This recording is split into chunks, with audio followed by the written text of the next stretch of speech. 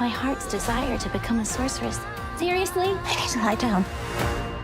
Welcome back to another video, where I'm excited to discuss more elements from Wicked. The film was a delight to watch, and I can't help reviewing the narrative and music, as I await for the second half to release later next year. One thing that keeps me coming back is the range of the characters. While some may seem two-dimensional and shallow, there's actually a lot more to them than meets the eye. Glinda is a great example of this, as she appears as the daughter of a notable aristocrat. But the audience knows she will one day become a notable witch. While Glinda does aspire to become well-versed in magic, she lacks the talent. However, she still achieves her goal and becomes Glinda the Good Witch. These two facts don't add up, so in today's video, I'm going to discuss 5 ways Glinda may come into her powers, either by sheer force of will or by relying on other skills entirely. Oh, hello. Number 1. Harnessing the training wand.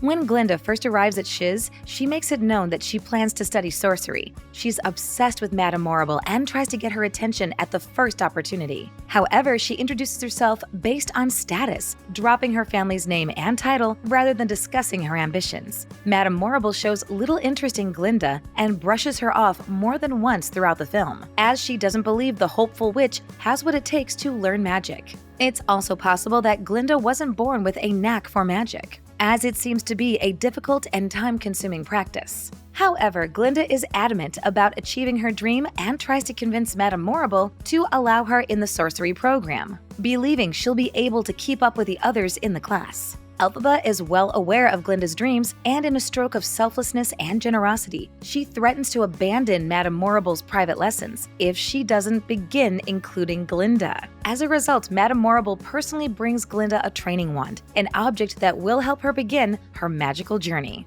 When you hear the words training wand, you naturally assume it will make spellcasting easy. At that moment, I thought it would come with pre-charged magic, allowing the wielder to cast minor spells with little effort. Yet this doesn't appear to be the case, as Glinda attempts to use the wand during her rendition of the song Popular with little success. She never figures out how to use the wand while at Shiz, and she doesn't seem to take it with her to the Emerald City. However, she does have a wand in the opening of the film, which takes place in the future, so it's entirely possible her training wand becomes the primary source of her bubble-themed powers. Don't let her get away!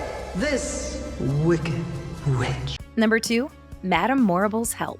Although Madame Morrible has a general dislike for Glinda, she's smart enough to recognize when she can manipulate a situation to get her way. We witness this early on in the film as she takes credit for Elphaba's magical outburst. Doing so kills 2 birds with 1 stone, as it earns her respect from the new students and earns Elphaba's trust. She also assumes Elphaba will be able to read the grimoire and begins training her to help the wizard. Naturally, Madame Morrible will change her mind about Glinda if she believes she can get something from her help. When Elphaba flees from the wizard's tower, Madame Morrible conveniently swoops in to comfort Glinda, putting her in a position to appear like a genuinely concerned mentor, despite Glinda knowing better. As Glinda has shown an interest in becoming well-known and loved among all Ozians, I suspect Madame Morrible will manipulate these desires to turn Glinda into the wizard's next grand lie. In the beginning of the film, we see that Glinda becomes revered and respected by everyone in Oz. She's celebrated and given the honor to burn the statue of the Wicked Witch. I suspect that the wizard will endorse Glinda, forcing her to feed into the stories about Elphaba, further enhancing the narrative about her wickedness. Since Glinda needs to appear as a force for good,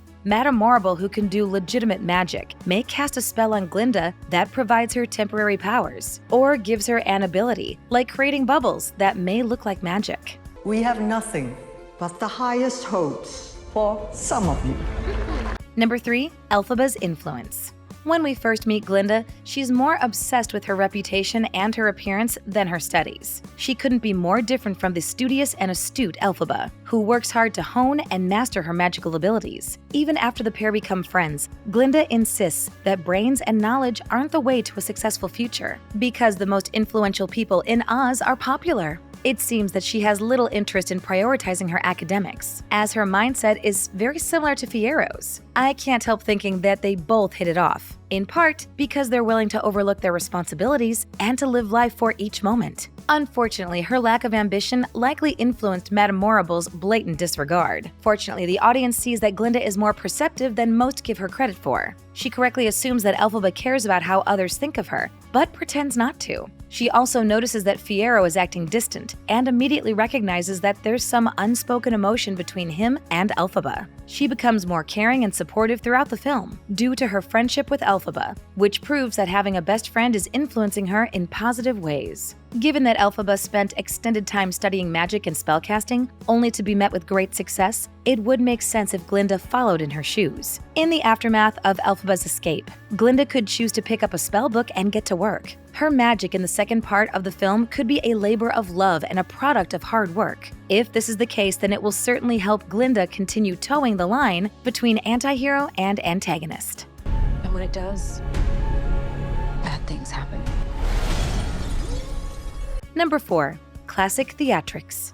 Everyone in Oz believes that the wizard is a grand entity with the ability to read from the grimoire. When Elphaba and Glinda first arrive in Oz, they witness a production from a local acting troupe, explaining how he came to Oz on a hot air balloon, and the locals, recognizing he was from a distant land, thought he could hold the key to the ancient spellbook. He convinced them that this was the case, and he was elevated to a position of power. As far as we know, he has ruled over Oz for longer than Elphaba has lived. Assuming she's in college, then he has lived in Oz for nearly 2 decades, if not more. In that time, his influence and renown have only grown. Initially, everybody believes anything he says, and he meets little resistance for his actions. However, Elphaba quickly discovers that he's not magic at all, and uses grand theatrics to trick everyone into submission. As it turns out, his entire tower is full of controls that can alter his appearance or create believable illusions within seconds. Originally, the wizard came from Omaha, where he worked as a magician in the circus. Clearly, his past experience has allowed him to trick all of Oz. If the wizard can con an entire civilization, there's little doubt that he couldn't do it again. As he's familiar with balloons and their ability to float, I don't think it's a stretch to assume that he could create a contraption for Glinda. Within his many inventions, he could make the illusion of a bubble carrying her to and fro, which becomes her go-to trick. Glinda's wand may only be there for show, as her magic is nothing more than some good old theatrics. Folks have come to expect that sort of thing, and you gotta give the people what they want. Number 5. Magic or manipulation. Glinda does have a skill that I believe goes overlooked throughout the film. Like the wizard and Madame Morrible, she has a knack for manipulating those around her. When she first meets Elphaba, she offers to help her when she becomes a full-fledged witch. Her peers believe she's been entirely selfless and kind, even though Elphaba points out that her words are nothing but an empty promise. She also notices that Bach has a crush on her, and instead of turning him down outright, she convinces him to ask out Nessa Rose as a personal favor. Again, she doesn't want to seem like a bad person, so she manipulates the situation to be more favorable. Her worst act comes when she invites Elphaba to the Ozdust Ballroom and convinces her to wear a hat that everyone else will judge her for. Elphaba is usually really good at defending herself, recognizing potential threats, and seeing through dishonesty. The fact that she is genuinely tricked by Glinda proves that she is a master manipulator. Glinda may only have 1 or 2 spells in her arsenal come the second part of the film, but she could use her silver tongue and understanding of people to convince them that she's powerful and worthy of their devotion. The wonderful Wizard of Oz summons you to his personal palace in the Emerald City. Come with me! I'm truly captivated by Glinda's character. While she's not completely evil, her actions do make her appear more wicked than Elphaba. It's clear that the two friends will become enemies in the second part of the film, but there's no questioning which one of them is more powerful. If Glinda wants a chance at staying on top of the world, she may need to rely on her wit or help from others to become the Good Witch of the North, who the people of Oz revere. I don't think the train is here, and I came with the cutest little man with a mustache. You gotta see him. Thanks for watching. If you enjoyed this video, hit that like button, subscribe to our channel, and turn on notifications to stay updated on our uploads. Don't be afraid. I'm not afraid. It's the wizard who should be afraid of me.